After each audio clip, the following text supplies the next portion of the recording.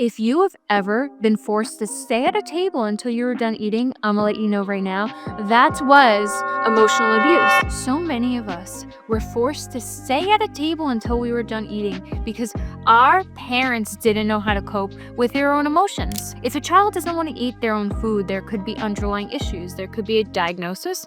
There could be appetite issues. There could be texture issues. Maybe they don't like the food for whatever reason. Maybe there's an underlying issue to that. But the problem is that parents lead with their emotions because they feel so overwhelmed and frustrated and worried about their child not eating. They jump straight to, I need to fix this problem and solve this problem because I can't handle the fact that I feel stressed and overwhelmed and frustrated right now. Because they don't know how to cope with their own emotions, they are unable to sit back, take a break, and investigate what's going on with your child. Children aren't able to communicate how they feel. They desperately want their parent to ask questions and understand, but parents immediately feel triggered. They feel like the child is trying to do this on purpose. They feel like their child has malice intent. How does this emotional abuse affect a child growing up?